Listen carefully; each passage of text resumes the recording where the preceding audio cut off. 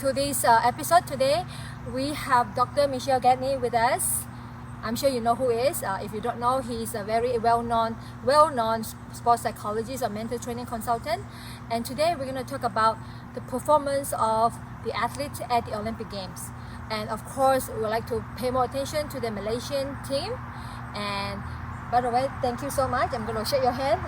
My pleasure. You can use elbow. We're in Quebec. Yes. Distancing is disappearing. Mask is disappearing. We are in open air. Ventilation is no issue. Oxygen is 21% of everything we breathe is full of oxygen. So there is no problem with the CO2 trap in the mask. We have no mask. So it's an healthy environment. And welcome to Quebec. Beautiful Mont-Tremblant region. A lot of greenery around. So oxygen generated nature. 12 months a year. It's evergreen. So welcome to Quebec. Thank you. I love Quebec. Lots of green here. Lots of green. And thank you for tuning in. And whoever listen there or whoever is watching, thank you for watching this episode. I'm going to say that you're going to learn a lot from here. And let's move on. And what do you think about the performance of the Malaysian athlete at the Olympic Games? So far, we have completed diving. We have completed badminton and so forth. So what do you think about the badminton performance? The Malaysian team won bronze. That's fabulous. Which is interesting. Bronze with two young players with not much experience internationally.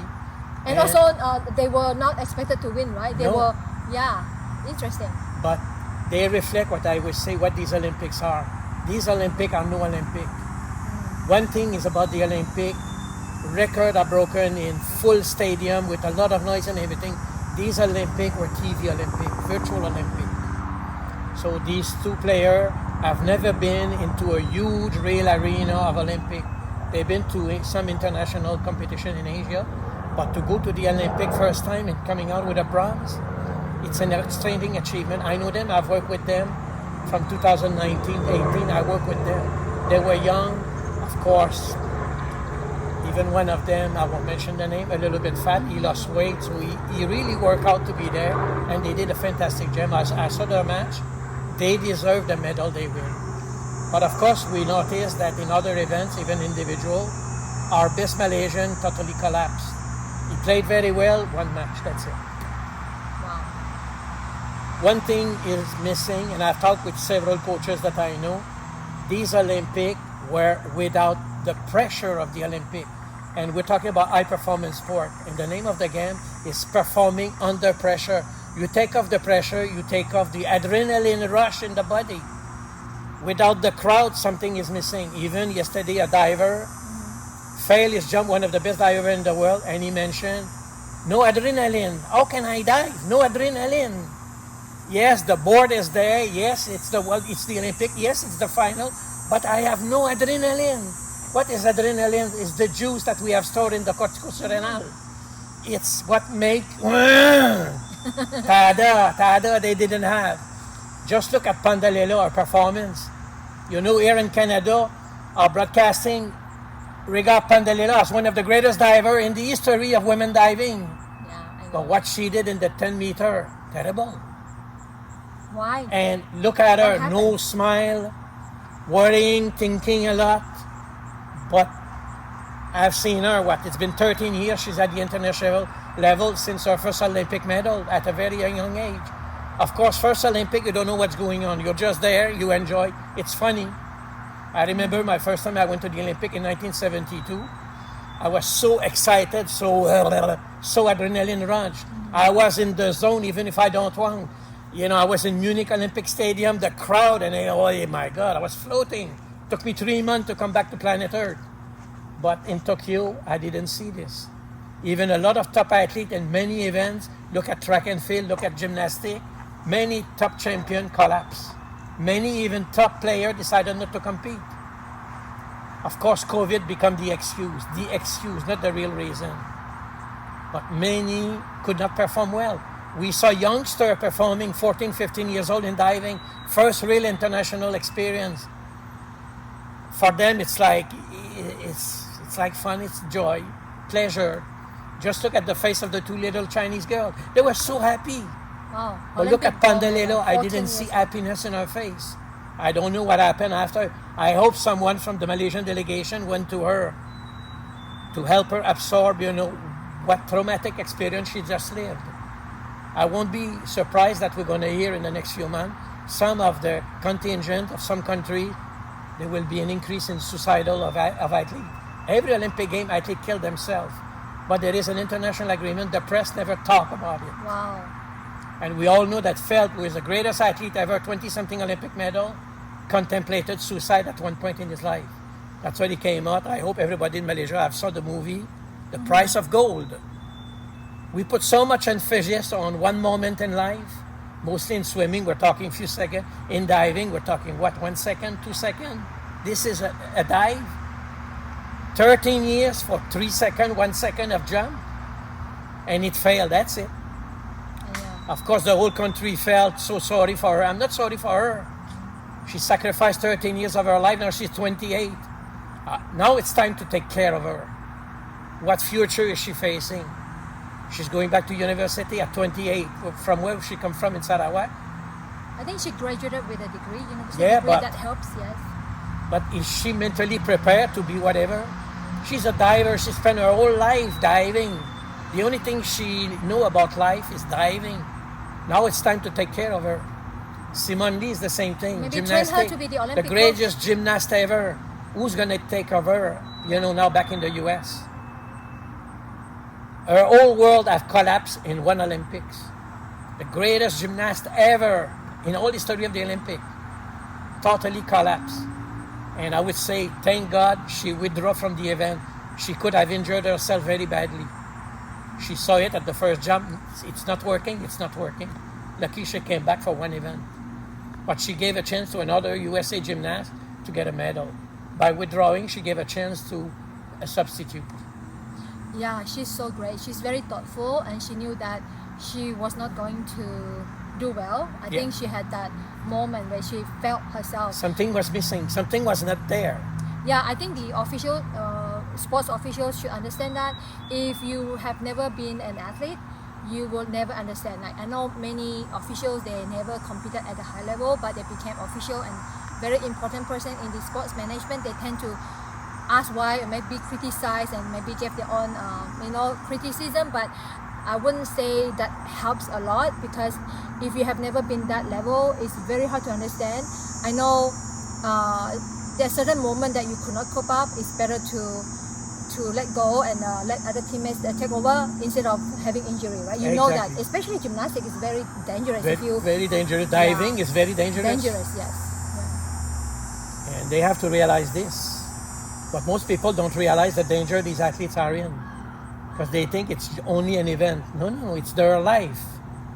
They spend years, many athletes at these Olympics, for the first time in the history of the Olympic, medalists have been there 3 to 4 to 5 Olympic. We're talking 20 years of the life of somebody. The oldest gymnast, 40 years old. Who do gymnastics at 40 years old? Oh, yeah, I think she is 46. Yes. Yeah. But that lady is showing one thing. The 46, concept of yeah. aging need to be reviewed. Yeah. But we realize that, 46 years old, 20 years old, 26 years age difference and experience between a senior athlete and a beginner. And these Olympics were very strange Olympics. A lot of top performers who have succeeded in the past totally collapsed. And the feedback I got from many people, I know people in 150 countries, so I got a lot of feedback from a lot of people. And many coaches were left home. Many parents were left home. We noticed the US had the parent of the athlete in the stand. How come the American have their parent? And Malaysian were not allowed to have a coach. I know, exactly.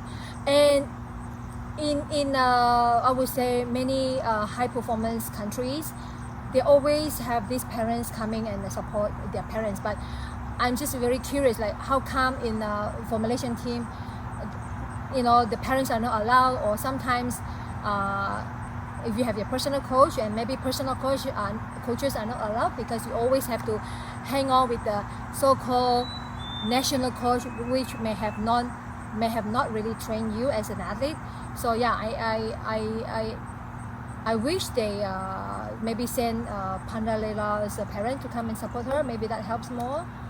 I think the parental support is actually very important. We should definitely look But into Malaysia is official centered, not parent and athlete centered. that. Yeah. So priority to the official. We know the story about track and field. Manager is sent instead of the coach. But during competition, what do you need, the manager or the coach? And now in track and field, they can coach their athlete. I saw this morning the women high jump. Coaches are behind the track where the athletes are competing. I don't see manager talking to the athlete, but I see coaches talking to the athlete, giving advice, move your foot by 3 inches or this or that. So they need an expert in the crucial moment of the performance. And we have to realize the lack of crowd. If you watch track and field this morning, high jump, it's previous athlete who fill up the stand behind the jumpers. Because they know that jumper need energy, they need adrenaline. And even the athletes are clapping, asking the crowd, please make noise. Yeah. They need the excitement. What people call pressure, I didn't notice the excitement. I worked years with Nicole David, where other people are nervous and anxious. Nicole David was excited. That's why she became 8-time world champion. She loved the excitement of the competition, of the world competition. But these Olympics in Tokyo, where was the excitement? Because camera show? Because video, virtual reality?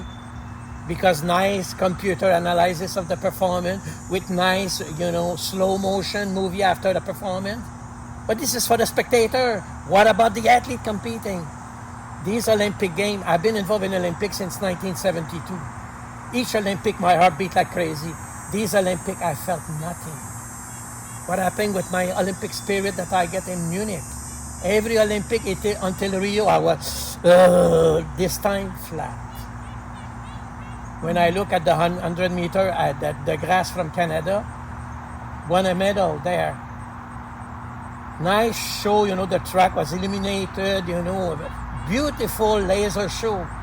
100 meter track race. This is not track and field. I've been involved in track and field for more than 70 years. All my life I've been in track and field. This was not track and field. This is not what athletes are prepared for. We prepare athletes to compete in front of spectator with the excitement of the performance under pressure. You remove the pressure. Yes, it's a competition, but it is like a real training under camera. It's a show for the press. It's a show for the media, for the advertising. Here in Canada, you probably watch it on TV. We spend more time watching advertising than watching the games. Yeah. And they tell you don't copy the broadcasting. It belongs to the Olympic game. Yeah. You need a written permission to copy and to reproduce. If you put on YouTube, you'll get strike. Yes. Yeah. And it's all publicity, advertising. But what about the real spirit of the Olympics? The best athlete in the world competing in front of the world, in front of stadium. Japan has spent billions renovating the 1964 facility. At least they didn't build new one. They renovated the 1964 facilities. But where were the revenue? They fake, making white and whatever color in the stadium, looking that they are people. There was nobody. I've been in Munich Olympic Stadium when it's 7,000 people. I've been in Montreal 1976. When 70,000 people stand up and shout, my God, you vibrating like this, your chest, sound is a vibration. Yeah. You remove the crowd, there's no sound. Of course, on TV, we hear the sound because they put artificial sound to reproduce there is a crowd. But the athlete hear nothing. It's an empty stadium. It's like we are here. Peaceful. Do we hear birds? Yeah, I've heard birds. I talk too loud. I chase them. Okay, so Pandalela, the divers from Malaysia, she won a gold medal at the World Cup, right? Recently, I think in May, World Cup, like you're pretty much a world champion. What do you think, or what happened, or how did she actually ended up ranked, I think 10 or 11 at the final? 12. She finished 12 in the final. 12, like she finished. If my memory is good, it's 12. Wow. But one thing Do you know why she was like at the World Cup level? In sports psychology champion, and in mental training and in international coaches' language, a goal achieved doesn't motivate anymore. Her dream was to be number one. Yes, she became number one in May. It's too close to the Olympic. It's a nervous system. Energy, but when you win, it is release. Yeah. Is 3 months enough to recharge? Well, she showed me, probably not. You notice the Chinese were not there. Yeah. Why they didn't send them there? Because they are smart. Yeah, they want to save. We prepare them for the Olympic, not for the World Cup. What the heck is the World Cup? Yeah. It's nothing. But of course, for Malaysian to say Pandalela World Cup champion, yeah. But she blew the Olympics. I'm not saying it's a cause and effect. It could have an impact. But I know in psychology, when you are drained at something, if you release it, it's finished, it's over. A goal achieved doesn't motivate you. And that's why many athletes did their best performance, like in the US track and field. Many of the top American athletes didn't win during the competition, but they beat their personal best and American record during qualification. And the qualification were too close to the Olympics. So the Americans should blame themselves why we had so few medals in track, why you do your qualification so close to the Olympic. Yeah, I realized that many sports, they did their qualifying Olympic games or matches very near to the Olympic game, Yes. like few weeks before. I know in taekwondo swim team, they did their swim trial, Olympic trial in June. In June they did the trial, and then they compete in July, like the earliest one. That's 1 month preparation. I don't think it's enough. I don't think It is not smart. Yeah. It's like early peaking. You know, there is a science called planning and periodization. early peaking. Yeah. After a peak, you need a transition period. If you a try to peak, maintain the you peak have for to- too long, before you go it up. doesn't happen. Because after a peak, You it cancel has that, to go you down. up, you go release, and then in order to go up again, you have to take a break a little bit, and then move, and then you go You up need a again. period of time in it. Yeah. Transition, Otherwise, recovery, you it's go another up. preparation. It's very hard to up. You have to go down a little bit and before you go up. But I would say, from what I see, it was missing in the athlete preparation. Forgetting the aspect of these games without a crowd. What will be the impact on the athlete? I know in Canada we were concerned with this. And that's why you notice that in Radio Canada, athletes from Canada compete. Their parents were not there, but they organized with Canadian Broadcasting that the Yes. family had a gathering in the backyard. on the Everybody was there, online, so that yes. the athlete can see on the tablet. You see your family is there, your friend, your parents, It's so cool. and they could talk to I think them. Malaysian team should have that. When the athletes are competing, you have the parents can see them online. And in Canada, we organize it. It was organized by Canadian Broadcasting Corporation. Yeah. They pay the bill, they send their crew there, and they get sure that it was live during the competition. Yeah. So that our Canadian athlete can talk to their parents during the competition. I know, especially the swim team. Yeah, Yes. they did. And the swimmer. And if we talk about Canada for a while, the success of these Olympic Games for Canada, thanks to women. These games were the women game for the Canada. Yeah, why? Why the Canadian women? It's been 20 years that Canadian women, Canadian athletes are fighting for equal rights. Yeah. Are even fighting against coaches who are too rude on them. Preparing a female is not like preparing a male. They're different. And Canadian women are led by Canadian chief de mission. Was a man or a woman? Okay. Women. Yeah. And Canadian chief de mission. Yeah, it's a woman, also Olympian. and it's been many games since the Olympic game of Vancouver. It's always women Olympic athletes who are chief de mission, and we prepare them. Chief de mission this game was the assistant chief de mission previous game. We always have a succession plan. Wow, plan ahead of time. But in Malaysia, we go with politics. We go with the flavor of the day. Yeah, who's the chief de mission for Malaysian team this time? Tatao. Oh, Because this time, like I told you, my spirit of the game was out. I left Malaysia in April 2020, and I've been disconnected for 15 months from Malaysia. I follow the athlete, but I don't follow the politics scene of the National Association or the Olympic Committee. My last work was with the Thomas Cup team in badminton, and I worked with Z for about 3 months. And I was not expecting him to win too much, putting him carrying the flag. Wait for him to deliver. Most country, it's only athletes who have delivered who can carry the flag. He has not delivered. Why you make them so high profile? You know, the excitement. You walk in a stadium, you walk in Barcelona.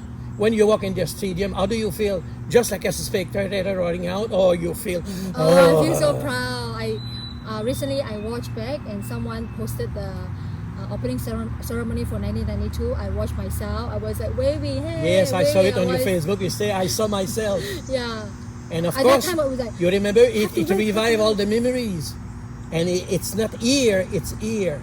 It's in the body, it's in a body cell. 30 trillions of cells have been activated. But you put a guy who is a contender for the gold medal to carry the flag. How do you think he feels that his name is announced as the flag bearer? You should put an athlete who have delivered, not a one who is in preparation to deliver. And I know this guy is a very shy guy.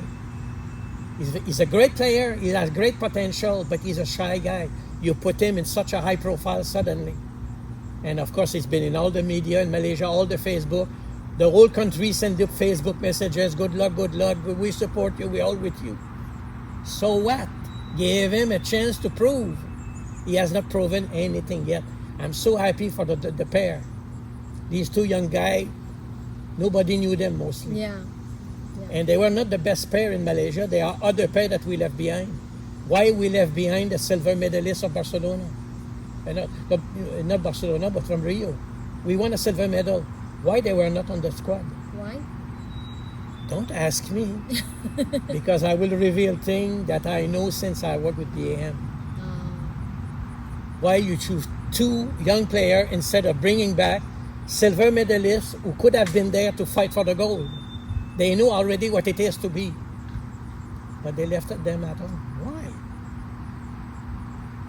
I have my opinion, but I'm not here to give my opinion on certain sensitive issues. Well, that way also help to train new people, right? And it's good. And Yeah. I'm so happy that these two young men get a bronze. Yeah. They outshine everyone. Yeah, they prove people wrong, which is good. Yeah. Something that we should learn from it. And I feel that for chef division in Malaysia, I have not seen any chef division. The Malaysian chef division are actually or were actually Olympian. you Not know? yet. Yeah. But now you have a Malaysian Association of Athletes with Nora Sheila. So you have previous athletes, Jeffrey Young, that are coming on the scene. But will the official move back to let them take the lead? I think they should. I think Well, in it's Canada, we good started chance. many years ago. Yeah. But look at the result. Look at the women. I think the athlete should be given the chance to be the leader and should be the chef de mission, especially for Olympic Games. Like what I meant is, for Olympic Games, they should have a chef de mission that competed at the Olympics before, and for SEA Games, they should have a chef de mission that competed and won a gold medal at the SEA Games. You know, it depending on the level. If the Asian Games, they should have picked someone chef de mission that won a medal or hopefully gold medal at the Asian Games. So that way they show role model, right? The chef mission is also an athlete, former athlete, but they are a symbol of a model, a role model for all the athletes. That I think that should be a good start. What has been the strategy of Canada for many years. To be a role model to an athlete at major competition, Yeah. you have to know what it is to be involved in it, to have been under the pressure of performing at it. Yeah. And if you've been a medal winner, you know what it is from beginning to the stage of going on the podium, getting your medal. At least you can share experience, not knowledge. You don't read this in books. Yeah, I think many times, just from my personal experience, the official may think that the athlete are just athlete. They are like, athlete is here, the officials are here. Maybe the athlete will not look up, will not given the chance to be up there, and they always think that athlete like have no competition. Or I mean, normally they perceive athlete that are good in sports, they may not good in management. I don't think that's true. For my personal experience, if the athlete can achieve certain gold medals, level status, whatever high level performance, in my personal opinion, that athlete tends to be really smart, and not many people look at that. If athlete can win gold medal, which means they're actually really smart, because you need smartness, not only like strong body, mentally strong, but you have to know like strategy, how to plan ahead, what to plan, what to say, and what to think and what not to think. I think that comes into smartness, like a thinker athlete, And this athlete should be given a chance to lead. I know many officials think that, I'm better in management, I'm better, because I have an education, I have blah blah blah. But nowadays many athletes have the real education. They should be given the chance to be in the management team. I think they will be a good leader. They becomes a very good leader. I think the transition is slowly coming because there is a saying now more in the international mental training community. You don't think performance, you feel performance. Yeah. It's your body. It's not the thinking brain that performs. It's the human body. 30 trillions of cells, 600 muscle, 300 bones. This is what performs. Not the brain. It's the body. It's a feeling. It's a sensation. It's a multi-sensory experience. And who has experienced this? Previous athlete. You have previous athletes who've been to Olympic Games before. And they can be fantastic motivator. And even Nicole David has retired. Right. She could what be about chef Nicole de being mission. chef de mission? Exactly. She could be the 8-time chef world de mission. champion. She Yeah. know what it is to be on top of the world for 8 times. 10 years plus as number 1 in the world. Yes, exactly. She know what it is to be under pressure. I don't think politicians should be the chef de mission. I'm sorry about it, but I think the chef de mission is someone who also an athlete or were an athlete and competed and won certain medals, and they should be the chef de mission. And this has to. Well, us in Canada, we learned it in 1976.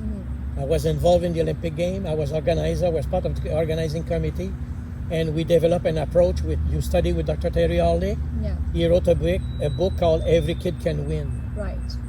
And since the 76, we came up with an approach centered on the athlete. No more the coach or the official. The athlete is the center point. Exactly. I always believe that every kid can win. It's like every kid can learn. So since I have kids, and I always believe my kids can learn, and I believe every kid can learn. So I didn't agree when the school gave the kids like a D or a fail.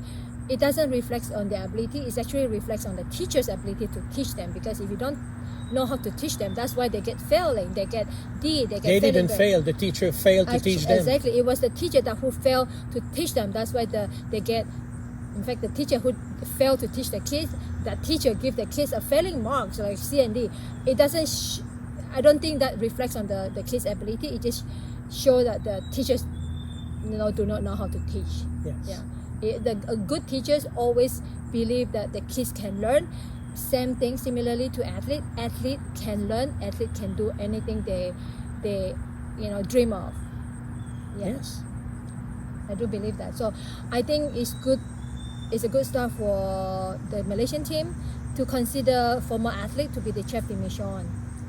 Well, it's time we rely on athletes' experience. To be the best, you have to learn from the best. Who's the best? The one who has been there. The one who watched from the outside as a spectator or as an official. I've been official in the pole vault in 1976 Olympic game. I was training pole vaulter. None of my athletes become a champion. But me, I move all around. I was working for the International Athletic Federation for 15 years as a consultant in developing country. Because I've been through it. I've experienced what it is to be under the pressure. And from being in Munich, I'm in Munich during the hostage situation. Do you know what it is to be inside of the village, having a coffee with your friend from the French team, and you saw the special armed squad entering because they're in a hostage situation with the Palestinian and the Israeli? So of course I knew what it is. And in 1976, I'm manager of training venue. So most athletes don't realize that during the practice, there is sniper in the stand, ready to shoot at will, ask question after. Can you imagine the pressure I was? I'm manager training venue. The athletes are training in my facility. My staff is there, and I know where the snipers are, but I cannot tell because security is so tight. Can you imagine how it was in Japan? Closing the stadium was the best thing for the Japanese to save money on security. Because to enter, you had to be accredited to be in the place. But how come the Americans were able to bring the parents? Exactly. It's kind of. They not paid. fair. Oh. Come on, they have to pay.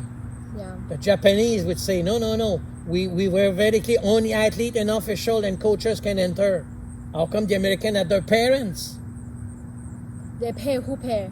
The parents pay the Olympic Committee or the. Somebody paid a bill somewhere. Because parents should not be there. Why they were there?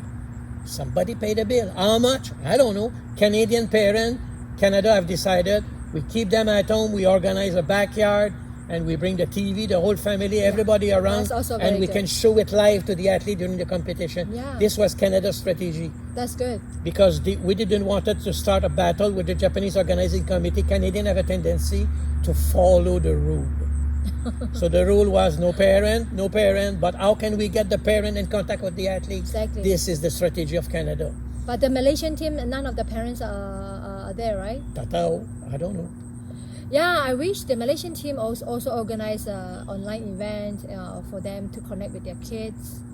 I'm Bring sure their parents before with or them after, to the yes. Olympic Games. But during the game itself, I don't know. Here in Canada is what exactly during the time of the competition. Right. The parents were watching and the parents were cheering. And if athletes of Canada won, we were seeing the Canadian crowd cheering like they were there. They were not there. But at least there was an immediate connection between the close one. Because the biggest fear of athlete at the Olympic is to go back home after failure. Poor Pandalela, how does she feel now going back to Malaysia? I wonder, is she working with sports psychology? Who is her mental training or sports psychology? I left in February 2019, so I don't know. Now, I'm sure there is somebody, but somebody with experience. Here we're talking psychotic, probably behavior or whatever. Many people don't realize that top athletes are dangerous to themselves. Why do we need to take care of them? Because they will do anything for a moment of glory. Why athletes cheat? Why they take drugs? Because for one moment of glory, they can take the risk to kill themselves. We have to protect them. And of course, Michael Phelps did a marvelous movie, The Price of Gold. People wake up. You think we are just puppet in the swimming pool. We're humans. And he's married with children, coming out of the Olympic after winning 20-something gold medal. Right. But his life was destroyed. He was not a human anymore. People don't realize what it is to go to the grocery store like normal people. You've been for 20 years at top of the world, flying, and living in 5-star hotel. You should ask Nicole David what it is after being 8-time world champion, what it is to be normal person. You have to go to buy your grocery yourself. It's coming from cloud 9 to the ground. Yeah. And people don't realize how difficult it is. I remember after Munich, it took me 3 months to come back to the ground. And I was not competing. I was an observation delegation preparing 1976 Olympic. Just me. But when I came back, I had athletes I was working with. And of course, all that energy I passed to my athlete. And it took few years, we started having medals. And then it became a mushrooming of medal. It's a disease. It's not here. It's not a thing. You don't think performance. You feel it. It's energy. Yeah, I can talk more about that. When you're up there and suddenly you, especially if you retire, you became like a normal person. You still have to go to grocery, you still have to cook, but when you were an athlete, you don't cook. There's no time for you to cook. You always eat prepared food. And at MSN and ISN, we have canteen food is prepared for them. every- Doctor, masseur, physiotherapist. We have ice bath. We have jacuzzi. We pamper them like crazy, but when you go back to normal life, none of this. It all disappears in one night. Yeah, I think the athlete, we need to support the athlete, especially if they go through transition, especially transition from losing to back to normal, or transition from being a top and retire from the top and then retire, become a normal person. Not many people understand that. It's actually very hard to take it, especially for me when I came here to Canada, especially nobody knows me. And I told myself, it's okay. I actually wanted to be normal. And when I started working, I told nobody about my background. Of course, the management knew, because during the interview they asked me, right? They are always very impressed with my history. But then during the workplace environment, I have never ever mentioned about that I won this, I have this education, blah blah blah. When they found out indirectly, they always say, Sarah, why didn't you tell me? Oh my goodness, I've been working with an Olympian. I say, it has nothing to do with my job. Being an Olympian doesn't really give me promotion. But you're a good Malaysian. You're a humble person. Yeah, I wanted to feel how it's it to be like a normal person, right? In my opinion, it's a good training. It's a very good training. Once the athlete retire, it's not easy to come down to the ground, to the floor, instead of floating there. But I think it's good to take one step at a time. It's good for mental health as well. You have to realize that when you become humble, it doesn't mean that you are losing your value. You're still value up there, but you want to try to be like the normal person, how it feels to be like the normal person, so that you can help other people to overcome it, to cope with it. Otherwise, if you're always up there and then suddenly you're up there, when people don't talk nice to you, especially like you were in champion and people, you're so stupid or you're so not good, it's like, I don't think so, but already the language you use, I read newspaper after Yeah. Pandalila performance. yeah. Some newspapermen even talk about failure. I know. She didn't fail. You have to understand, they remove the pressure from the game. She's a pressured athlete. She's good when there is pressure. You remove the pressure. It is not the same competition. It's still a 10-meter dive. Yeah. But something is missing. Another athlete from other country, and Simone Lee, I'm happy because she was the world famous. When she decided, I stopped. How many people in the US, she says she's a quitter. She's not a quitter. She's a survivor. She Yeah. say, I'm risking my life here. My mental health is more important. So I can imagine the nightmare she was going through, all the thought, the negative thought. Maybe one day she will speak like Michael Phelps finally opened the book. How he was going through as a father and everything. People say, oh, this guy should be on Sky, forever. 20 medal, thinking and talking about suicide. Many athletes think about it Yeah. because it's a disgrace. The whole focus of your country is on you. Suddenly you go back home and they wait for you at the KLIA. You push your trolley and the camera, blah, blah, blah, blah, blah, Yeah. blah, and they push the flag and Nigaraku, blah, blah, blah, blah. But I'm a failure. What are you doing? Do you know what it is to me now to come back home? It's a disgrace. I would like to hide myself. Yeah, it's not easy to handle. If you don't know how to handle it. But look what we do with politicians. When they do something wrong, they never come out by the front door. They always have a back door for the VIP. Do we ask the athlete, do you want to come from the front door with the press? Or would you prefer something else? Did we ever ask athlete in Malaysia, what would you prefer? We never ask athlete what they prefer. We impose them. We know better. What about the athletes? I have worked for 30 years with Malaysian athletes, including you. I talk with a lot of athletes, and a lot of athletes were put in situations that they would prefer not to be in. Like in your case, they put you in the weight category. This was not your weight category. But somebody smart says that, oh, Sarah, heavyweight, if we put her in a lower category, she will win.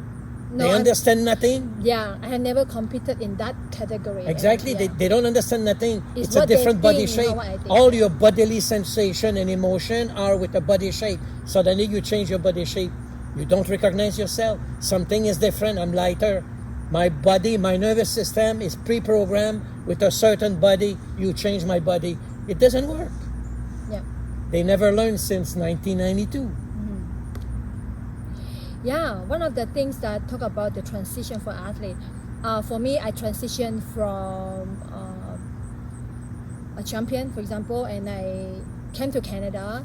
I didn't contact with anyone actually. I kept very low profile. I didn't even have social media account, and people was looking for me. Only suddenly I appear on social media because I was running to be a city councillor. That was four years ago, and that was the time people found me. Say, "Oh, Sarah, yeah, here you are." Okay, I didn't tell my story about it. I purposely did not want to have social media. I purposely did not want anyone to recognize me. That's good. You isolated yourself to prepare yourself for your new life. Yes, Now yes. you're starting your new career. You're going to retire. And now you're going to start your new career as a master coach. Yes, You're yes. doing online Yes, education and yeah. promoting fitness and health through Taekwondo and everything. No, you took years to prepare yourself. Didn't happen in 1 year. No, I actually purposely did not want people to find me. People say, "Hey, where is Sarah? Sarah is missing." People were trying to find me and they could not find me, and they always ask my uncle, "Hey, uncle, my personal coach, now he had passed away," and they always find out about me from my uncle, from my family. Other than that, no one knows me. What I was doing in Canada, right? Of course, they knew that I came here for study, but other than that, because I did not want to have social media account, I did not want to have Facebook, any other thing. No one could find me. I actually purposely did that. The reason why is like I transitioned my life to be an athlete. I was an athlete. Now I wanted to have a new life. I wanted to try to build something that belongs to me is Sarah Chong, but not athlete, non-athlete Sarah Chong, because I want to feel it. I want to feel how to be normal, like the normal people. I want to be like other people, like they start from zero and they climb up. The reason why I didn't want people to give me any benefits just because I'm an Olympian. I know sometimes because you are Olympian, who you know, you get certain benefits, but I wanted to feel really wanted to feel how it was like to be a regular person and start from zero. And I try to detach myself from champion. But one thing you bring with you is all that experience of working hard. Yeah. Trial and error until it improves and getting better and better and better. Yes, it is. At workplace, I try not to tell about my background, and then when I found out that, of course, they are nicer to me, I would say. Of course, people say that I should I should acknowledge that. But it's just me that I feel that I want people to feel me as a Sarah Chong, as a person, not as a champion. Because when people perceive me as a champion, they always think that I have a certain values. But if I don't meet that certain value, I not become a champion anymore. I just want to be like human. You don't need their approval. Yeah, exactly. You just need to self-approve yourself. Yeah. Satisfied with the work you do, and that's it, your contribution. Yeah, so at the workplace, I try to be like when others are doing really well in work, I try to learn from them. They are so good in work, maybe I can be that too. I don't want people to think that because I'm a champion, I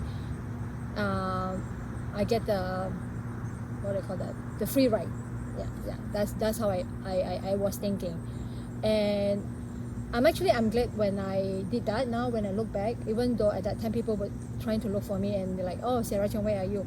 What did you do? I just felt that I felt the pressure when I was there, and I said, okay, I don't want any pressure. I just want to be normal people. Yeah, when I was in Sabah at that time, I could say I was quite well known. As you say, I came from jungle. My parents did not have a car to drive me around. I always take bus, even though I was already champion, even So Asian you were never champion. pampered like a superstar? No, I was never pampered as a superstar. I always take bus to training, right? So every time I jump on the bus, everyone, like many people knows me. Like, hi Sarah, what are you doing? Hi Sarah, like, okay, I'm like you. I'm taking the bus, Okay, I'm paid the ticket. Yeah, I'm actually glad for that. For me, I'm really grateful to my University Pertanian, Malaysia. I used to take buses to train to Kuala Lumpur, from Sedang to Kuala Lumpur to train. And after I won the SEA Games and also the Asian Gold, especially SEA Games, they started to give me more opportunity, and the registrar, the people, they up there, they call me in, they say, oh, we can help you, anything you want, we can have a driver. It became prestige for the university to have you. Yeah, that was my first time they actually provided me with a driver. Like, I was like, wow. So after in the morning, I trained myself. I went out, and 6 o'clock I woke up at 5:30, and then I did my personal training at 6 o'clock. Then I went to school, university. After university, the universities provided me a special driver, and that driver drive me all the way to Kuala Lumpur to train, and then drive me back to my campus. So you were lucky to have that service. Yes, I was really lucky to have that service, and that's helped me to do well. I actually did well in my Asian Championship, and after that my in Singapore SEA Games. Singapore SEA Games was 1993. Yeah, after that I came to Canada after that. So yeah, I was able to maintain my fitness and all that. One of the reasons was that I was provided a driver by the University Pertanian, Malaysia's registrar office. I forgot the name, but I'm really thankful for that. And after that, when you moved to Canada, you started working with one of my best friends, Dr. Terry Hawley. Yes. So at least you learned from the best in sports psychology in Canada and in the world at that time. Yeah, and because during my school time at University Pertanian, Malaysia, now University Putra, Malaysia, I spoke to my professors. None of them have given me any special exemption from submitting my assignment a little bit late. So you have to follow all the students. Yes. When I asked them, say, Sarah, it's your choice. You want to be an athlete? Because I remember this was one of the debates we had together at the time. you study or you train. Yeah, And because you I was said, not given I want any. both. And me, I Yeah. told you, I remember at that time, 80% of Canadian athletes at that time were all university students. How come Malaysia student cannot be top athlete? Yeah. In Canada, all the Olympic team is university students. Yeah. And how many times we hear that we have athletes who are doctor, master degree, and they're still athletes.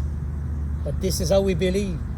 The concept of big muscle, no brain, this is the 1950s. Yeah, at that time I was not given any benefits, but because of my time, after my time, now I read that like Panalela, Renault, and many athletes. Now they have changed. At Yeah, least, they changed. They at give- least university is open to take them, Yeah. and they do part time. They will do a Yeah, degree in yeah. 1 or 2 more extra years. Exactly, but for my time, no. For my time, Your no. time was not there. Was not there, but I'm actually really grateful. Because I remember at the time they were against you doing both. Yeah, they were against me because they said that if you wanted to be an athlete and you also want to be study, you have to know how to manage your time. That's I'm actually very thankful that pushed me to really manage my And this time is what really athletes well. are great in time management. Yeah. They can manage a long hour of training and long hour of Yeah, study. I remember- And perform under pressure in sport and in exam. Yeah, exactly. I remember after my very tiring training, I went back to my campus. I still needed to submit my assignment on time, so I stayed very late. Try to finish my assignment and then went back to sleep. That's how actually I started to develop some medical condition that I didn't know. I worked really hard. In my studies. Because I told myself I wanted to go further my studies. I wanted to do my master's degree. That's why I told myself I make sure I maintain my student grade so that I can continue my studies. That is why I work really hard in my studies so that I can maintain my grade, do my master and PhD later on. I make sure I do well in my sports because I want to win gold in the certain championships.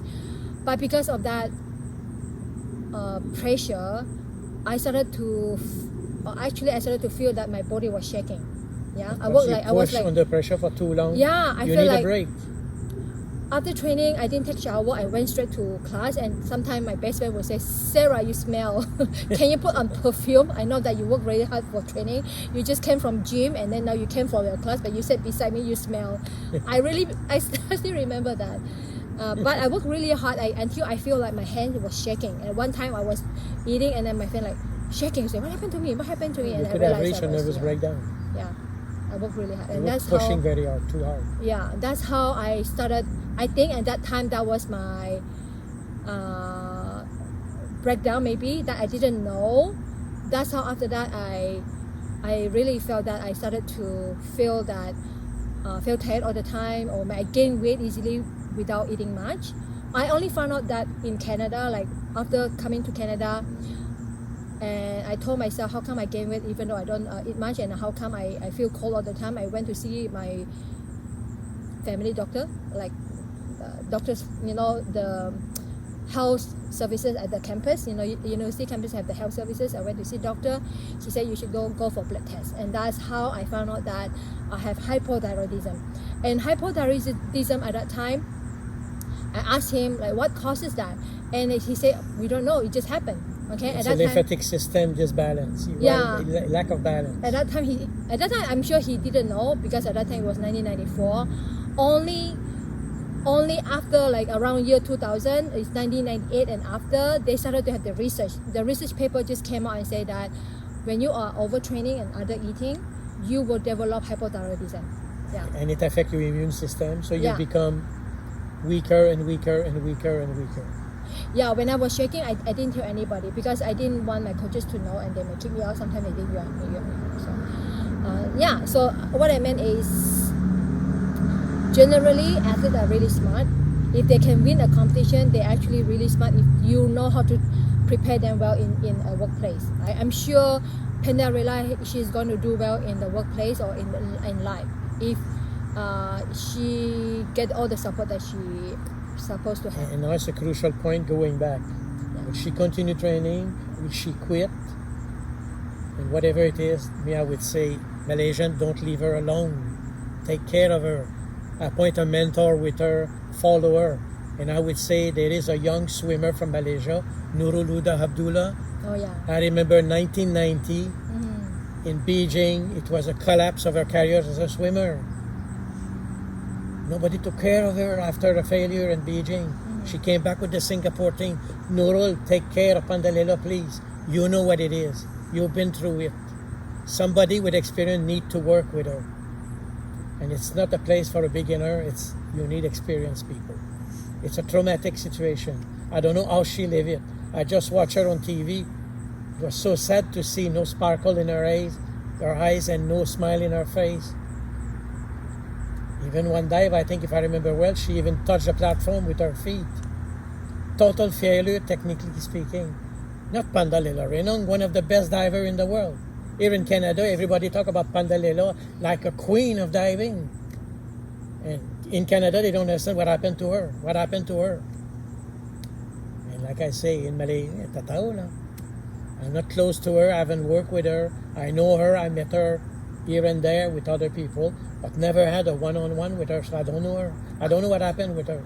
I felt that she's a very close person. She doesn't open up too much. Yes. The reason why I actually met her, I went to support her at the FIFA World Cup in Windsor. That was a few years ago. I took a picture with her and I exchanged email with her, and she always said, pray for me, but she didn't even, she preferred to say pray for me. Okay, they said pray for me, but she doesn't really open up the real reason. She's a shy person. Yeah. Me, I saw her many times at ISN, very isolated, going to the gym, doing her thing. She very disciplined athlete. Yeah. Very doing what is required from her. But you don't see any engagement personally what's going on in her life. So I really don't know about her. I never had the chance to chat with her or whatever. Yeah. I But think it was she not need fun open to up. watch her on TV. Yeah. And in the double already it started very bad. I think the pair, they finished 11. They didn't do well. Synchronization was not there. Speed was not there. So already there I was wondering what will happen in the final. And I was sharing with other Malaysians about it.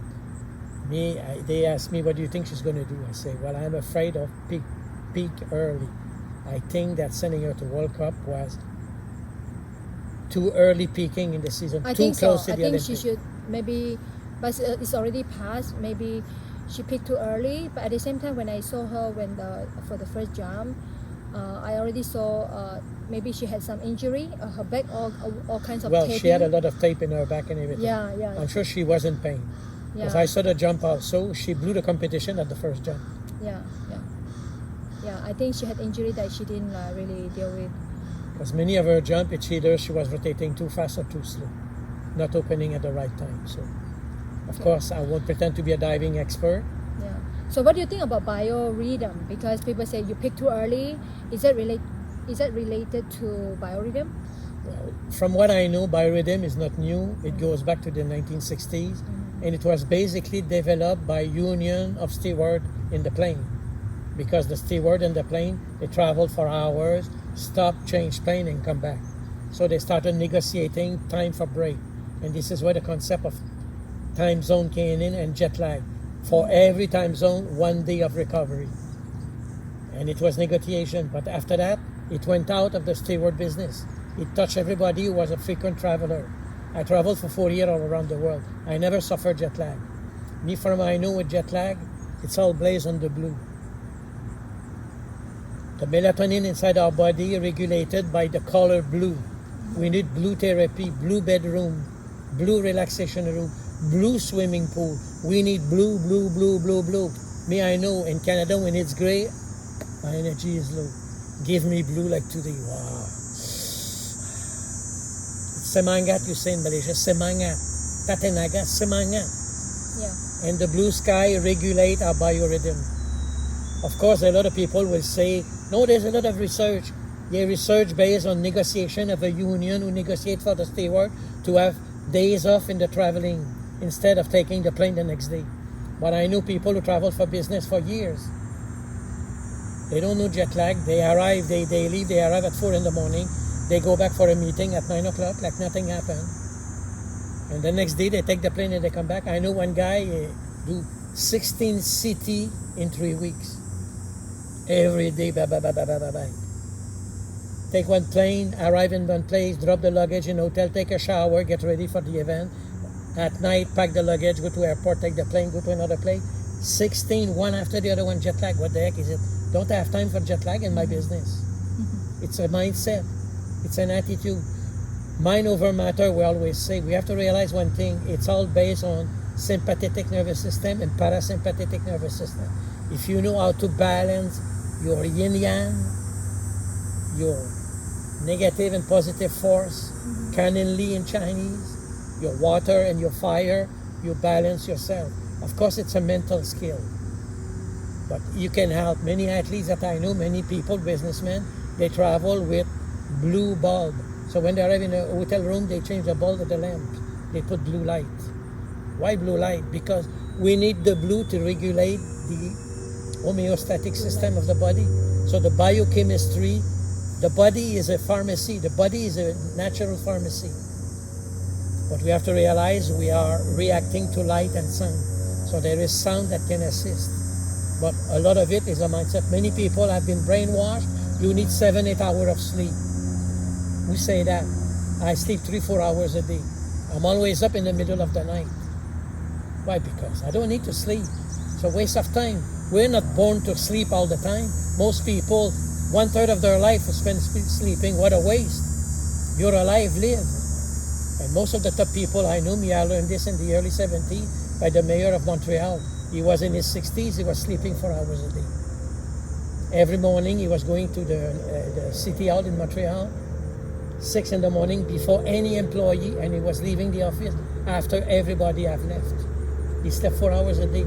And I learned this, I'm 22 years old, and he's my boss. If my boss at 60 plus can sleep 4 hours a day, I have to learn it. That's what he told me most important is quiet your mind. Calm. Everybody talk about stress. We discussed about this some time ago. Stress is in the body. It's a reaction of the body to situation or events. Jet lag is a situation. I traveled many time zones in few hours. It's a situation. How does my body react to that? But if I put in my mind, for every time zone I need 1 day of recovery, I'm in trouble because I believe in it. And I have a tendency, if I believe, it happens. But I know people who don't believe in it. They say, I arrive at 4 in the morning, I have a meeting at 9, I'm at meeting at 9, and I cannot tell to people, oh, I just landed at 4 o'clock this morning. Sorry, you're at the meeting, my friend. It's a business meeting, it's a sales meeting, or it's a presentation. You have to be performing under pressure, lack of sleep. What is sleeping? The body is a self-regenerating. Body doesn't need to sleep. The brain need to sleep. The brain need to go to delta brain frequency once a night. It takes 90 minutes. So how many 90 minutes of nap can I take in a day? The best people I know, they will nap 2, 3, 4 times in a day. But they never have 7 hours of sleep. What a waste of time. So they will go for a short nap, then they come back. Go for a short nap, then come back. So they have cycles. And these people mostly don't sleep and always underperform, and they perform under pressure. And jet lag, they don't know. Jet lag is a waste of money and a waste of time. And I know so many people in the last 50 years that have been moving. I'm surrounded by these crazy nuts who travel a lot, who sleep little. And even the Russian have found it long time ago. More you sleep, less you perform. And even they were training Yuri Gagarin to go in space. The first space astronaut from Russia was sleeping about 4 hours a day. The pressure of going first man in space. But he was practicing this. But it was the 1960s. And because it's Russian, the Western world don't know about it. How do I know? Well, 1998, Malaysia had a lot of Russian coaches. I have learned from them that Russia was ahead in science, many years ahead of everybody. Not only because of drugs, because they understand the human body. Exactly, yeah. Wow. Well, that's good to know. That's good to know. And I work, it's one of the skills I teach athletes. Traveling skill, how to travel. And it's like anything else. It's a skill you need to organize, but most people are organized by other people. They don't know themselves. They let somebody organize their life. Yeah. Me, the athletes I work with, it's your body, it's your responsibility. Yeah, exactly. Prepare yourself. Stop blaming others if you fail. Yeah. Blame yourself. Exactly. Don't blame them. You failed because of you. You put your confidence in other people. Wrong. Take responsibility of what happened to you. And of course, how many like me there is around that town? I don't know. I know in Canada we are not that many.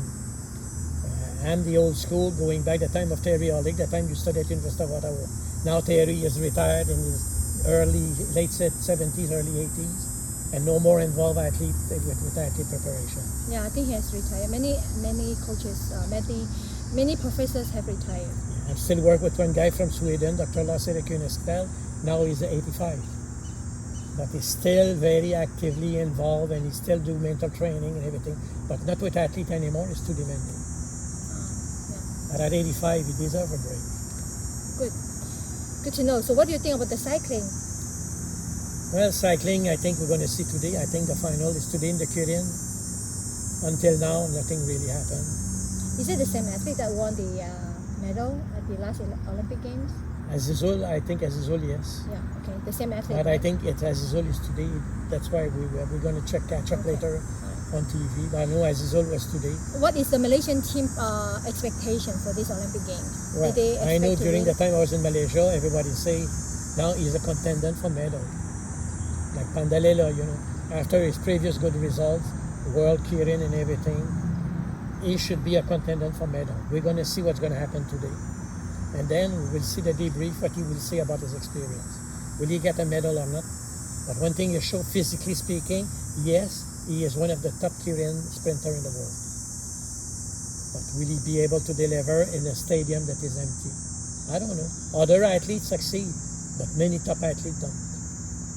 Wow. They rely on the We audience saw it in to succeed. gymnastics, we saw it in track and field. So many top athletes failed to win a medal this time. In diving, we saw it. Oh yeah, in swimming too. Swimming also. Canada, we're lucky. Our best swimmer, 16 years old. The Chinese, 14, 15 years old diving. We saw the new skateboard competition, 13, 14-year-old kid. Right. So those who don't know what it is under pressure, they were lucky. These games were no pressure. So they were more relaxed. They didn't have to face a crowd and everything.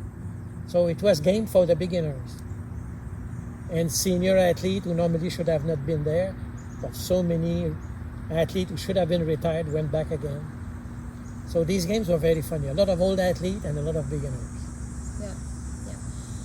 Wow. So we're going to end here. What is your advice for the athletes for Malaysia? What is your advice for all the athletes in Malaysia?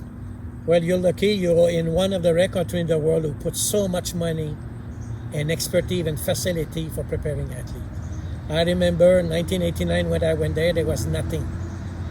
We did very well 1998 Commonwealth Game with no facility. Bukit Jalil was available after the Commonwealth Game, but Malaysia did very well. 4th placing, 10 gold medal. Without facility, now you have everything. You have one of the best equipped sports science facility in the world, the best technology, the best equipment. But do you have the right people to run it? Do you have the experienced people who can transfer this to the athlete? Now you have the infrastructure. You're better equipped than Canada. In Canada, we don't have a Bukit Jalil. Canadian athlete train in their own town. Yeah. We had one girl from a small town, Rimouski in Quebec. She won a gold medal in weightlifting.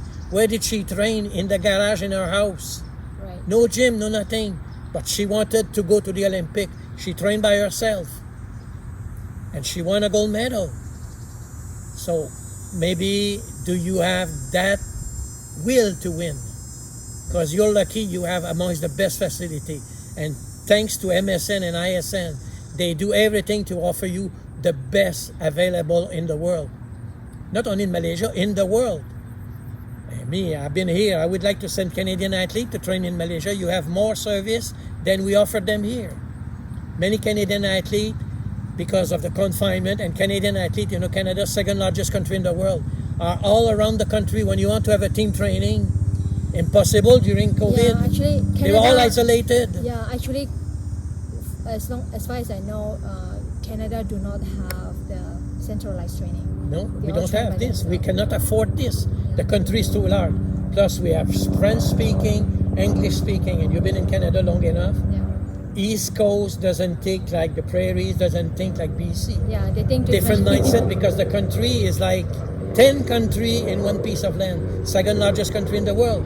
But it takes 4 hours by plane to cross the country. Yeah, it's actually, when I look back, Malaysian athletes are very lucky, in my opinion, because you have the best facilities, one of the best facilities in the world. You have the best sports scientists or sports science department, I would say. Yeah. But whether we have the best person to run it, I don't know. But I want to let you know that the Malaysian team always have this centralized training. You know, centralized training takes a lot of resources, money. You know, you need the planning, you need the resources. For me, I love centralized training. That's the best moment where we get together, we feel the team spirit and all that. Yeah, so I feel that Malaysian athletes are very lucky. I think you guys should make use of it. But just for my personal observation, we always prepare athlete to have the mental training. We always prepare athlete to have the mental toughness. In my personal observation, I think the coaches need that too. Many times the coaches know how to talk, but when they come to competition, many of them, they have not competed at that high level. They may know how to talk maybe from the book, you know, maybe from listening to so many conferences, but when it comes to real applicable situation, they may not able to help athletes. They never felt it themselves. Yeah, for example, there are many examples. Just a recent example for the Pandalela Renong's divers from Malaysia. I felt that, I don't think that, just from my personal observation, I don't think she's close with her diving coach. I don't feel that, and I did not see the coach talk to her or try to help her to overcome her negativity, because after the first jump she showed her emotion, she showed her negative emotion, she even showed her negative body language. She was shooting her head like this, and this one is like negative body language. So in competition, especially in sports psychology, I learned that if you want to be a champion, you have to act like a champion.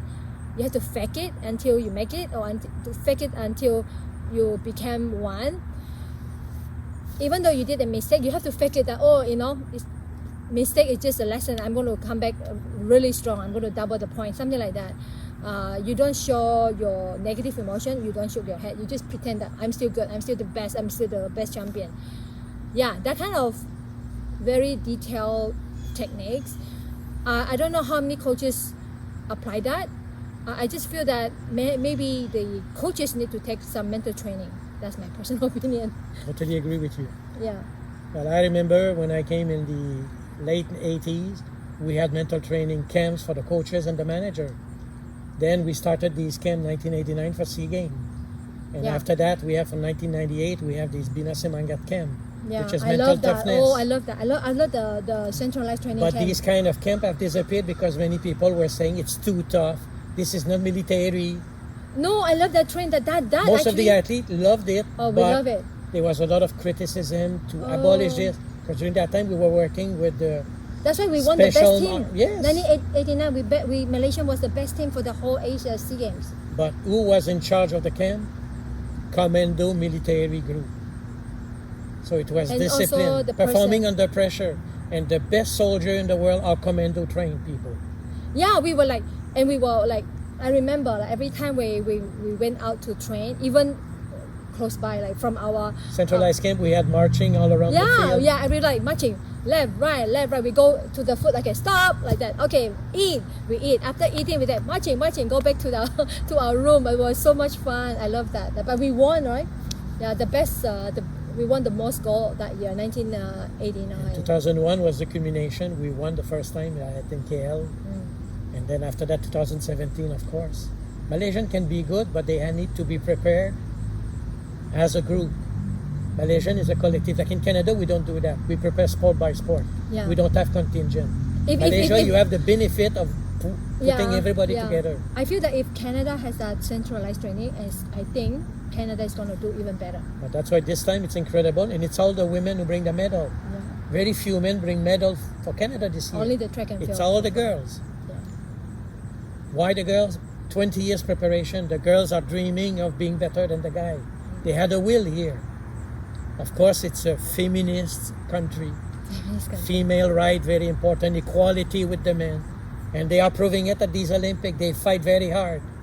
And finally, we won the gold in football. Canada is not a football country. No. We play football 4 months a year. Yeah. But we won the gold against Sweden. Sweden is a world-class team. Canada never. But these girls work like crazy. We had young player, 20 years old, and 40-something. Sinclair was 40-something, the captain. 38?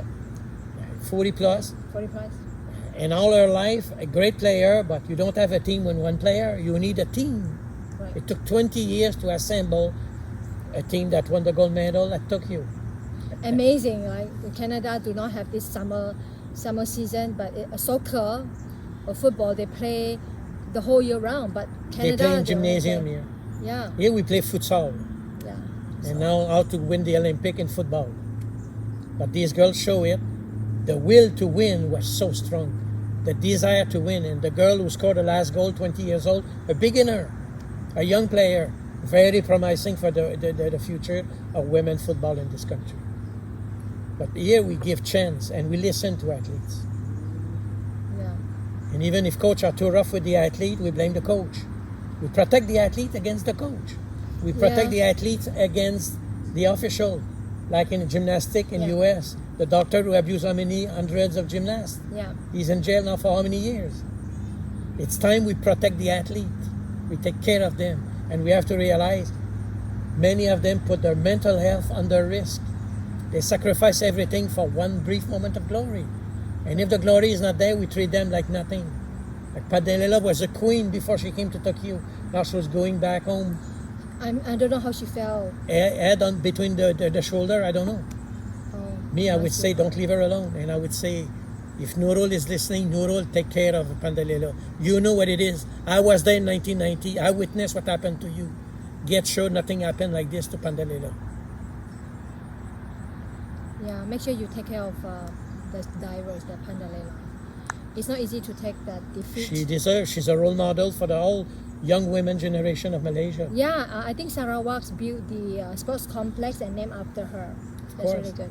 But she sacrificed. She's been away from family and everything. During the COVID time, she could not go back home. Could not even go back to see her parents. Wow. Could not even go back to church. She's a Christian. Could not go back to church on Sunday because of COVID, confinement. Wow. She could not practice her religion. Cannot go back home to see her parents. Completely because of COVID, isolation, I curfew. think that plays an important So role. people have to realize she went through a tough time since March last year. Yeah. And when I saw what she did, I would say, well, something was not there. I cannot pinpoint what it is. But I hope that somebody will take the time to debrief with her. Don't tell her what happened. Let her say what happened. Yeah. She's That's the one who had true. the feeling, the sensation. She's the one who can tell us, like you say, after her first dive. She knew she blew it. But what was going on inside her? Yeah, she can actually overcome it by doing certain techniques, right? Yes. Yeah. Well, I work with post-traumatic people in the military and police. And we have special program for them. You need to release this emotion. And I'm not aware that there is anybody at ISN with such skill and knowledge. She needs special people with post-traumatic, because what happened is a traumatic event. Right. Being World Cup champion, And became ending up like this, Yeah. no. Yeah. Something went It's wrong. actually very hard. Like Simone Lee, the same thing, but Simone, already the US team, I put a psychiatrist with her. Not a psychologist, a psychiatrist. Yeah. Because they don't want her to end up suiciding herself. Right. Yeah, I know. When you are always up there and you were trained to be a champion, you were trained to be up there, and suddenly if you did not meet that target or you did not meet that people's expectation, because your whole value is based on people's expectation and people's judgment and about your gold medal status. If you did not meet that, your whole value will collapse.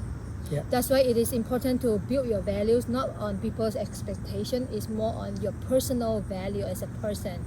And I think he needs to be more open up to talk more about it, because the more you talk, the more the thing will come out. And sometimes actions bring clarity. You have to do something. You have to speak it out. You have to do action.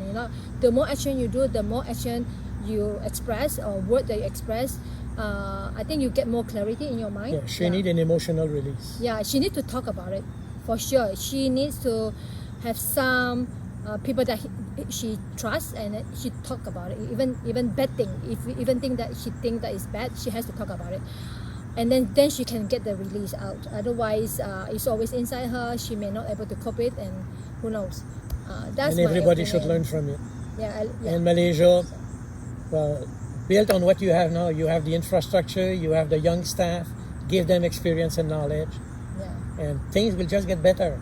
If you were able in 89 and 98 to achieve such result with nothing, now that you have everything, it's time to use effectively what you have. And you have amongst the best in the world. Use it properly, smartly, and best result will come eventually. Yeah, and also Malaysians athletes are lucky in a way that they get many sponsorship from the government, a lot of funding. Not in Canada. Most athletes here in Canada, they pay themselves. The family have to raise fund for themselves, for their athletes, for their kids, right? It's not easy. That's why I don't agree. If you want to represent even your province, you have to pay your own trip, like to pay your own hotel, pay your own food, pay your own air ticket. So They even pay their uniform. yeah, they pay their uniform. So I think Malaysian athletes are very lucky if you are in that boat. So make sure you make use of all the resources in Malaysia and really make use of it. And, by the way, I want to talk about 1989 sports camp. I love that moment because during that moment, all athletes were given a chance, and I like the commander at the front, like, which athlete want to go up and lead everyone for exercise? I was always the one, me! And I went out, and then I always like, okay, look, exercise. I was the one like, and then at the end, and that actually boosts my confidence. At the end, all athletes have to vote. Who is your favorite athlete, right? I was voted. I won a big basket full of gifts. Yeah, I won the Do you award. remember the name of our camp commander? He passed away. Yeah, Rahim King. Yeah, Rahim. Oh my goodness, he was the one who organized it. He was the one. Which athlete would like to come and lead? And I was the one, me. And I always like da da da da da da. And then when it comes to singing competition, I was like, okay, let's go singing competition. I sang, and I won that place. But the whole experience really trained the athlete. I felt that the whole camp gave me so much confidence, and they give the athlete the opportunity to shine, right? Otherwise, the athlete always will put in a special like training moment, always train and go home and eat. You just listen, what the coaches say, yeah, yes ma'am, yes sir, and then we didn't get the chance to like express ourselves, and that was my moment. I really miss Rahim, and I like him so much. He is so understanding. That's why after 1998, these camp finished. He passed away because of a heart attack. Yeah, I So know him. sorry He for was a him. very good friend for many years. Oh, he is And so you remember the name of the understanding. camp? It was Bina Samangat. Oh yeah, That's exactly. why me as a Canadian, Samangat. What is Samangat? Yeah, Malay. Me, I know energy, but Samangat is a Malay term that now here we are surrounded by Samangat. With Rahim, I remember we were waking up early in the morning to look at the trees. Look at the aura, look at the energy field around the trees. He was Listen the to one. the bird.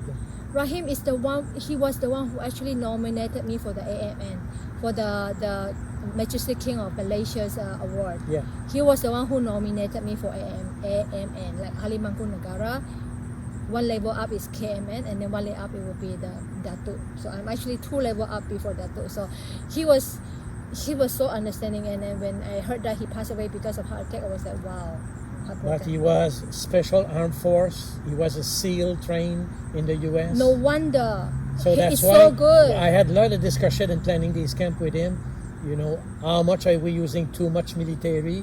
And like marching, many people say athletes are not soldiers, but like you say, in 89 in the stadium, the Malaysian contingent was so beautiful. I know we sing, and yeah, like for us, for Malaysian team to out of 14, 16 out of 16 gold medal, we won 10. Malaysian team won 10 Yes, I medal. remember. This was one of the best years for The taekwondo. best year was the best year, and But anyway, this was a long time gone, unfortunately. Yeah, more But than this is 30 one thing. Now I'm back in Canada, and I've already discussed with hopefully the future mayor of Montreal to bring back these camps in Montreal. They should have the camp because I like the athletic camp when all the camp came together. That's why, because of the camp, I make friends with athletes from all kinds of sports. Until now, I still have friends from fencing. Lim Teng Piao, he migrated to Australia. We connected through Instagram. From fencing, from archery, from karate, and we were so close. Do you know where I learned about these camps? 1987, on my way to observation of Seoul Olympic Games, I met a Buddhist monk in Seoul, Korea. Oh. All the Korean contingent from 1988 Asian Game, where all go Olympic Game 1988, were doing these camps. No and wonder. there was a contest in Korea. All the athletes from all the sport, they had a mountain to climb. From the little gymnast to the big, muscle weightlifter, and who arrived last on the top of the hill is dead. Because we know South Korean, you've been there in Taekwondo, are they rough with the athlete? They put you in a box, if you put 1 foot out, bang. Yeah, they're very rough. Very rough. Because it's survival, it's a country at war. We got hit on the bum. Yeah, they with prepare their stick. people to survive under a war situation. And that's why for me, I learned this. Wow, I learned a lot when I went in 1987 to the Korean. I was there in observation representing Canada, preparation for the Olympic Game 1988. I was there a year before going to Malaysia. And that's why when I met Rahim, we discussed about camp. And I shared with him what I have learned in Korea. Korea, the special, no distinction of sports. All together, individual, collective sport. You are an army. Your body is a weapon. So you have to use your weapon to maximum. So if we are attacked by South Korea, you must be ready to win. Not to die, to survive. Yeah. And I remember they were doing that race. It was a mountain. And it was like all the athletes from all the sport, on the whistle, last one arrived is dead. I know Rahim Korean is so are very, good. but Rahim, Yeah. I like him because he was a commando. And during the I don't know if you came, we went to the commando training camp in Malacca. So we were using the commando training camp. So during that time, 89, some sport, we went commando training. But after that, many associations were disagreeing with this military approach. I love it because this it was the best. I work with sniper. Sniper have only one bullet to kill. If they miss, they're dead. Yeah. Very focused, very concentrated, long time attention, very focused, and this is what Rahim bring with these camps among them. Well, thank you so much for this wonderful sharing. So, if you like this sharing, make sure you share with your friends and coaches and athletes. If you're close to Pendalela Diverse, make sure you share with her about this video.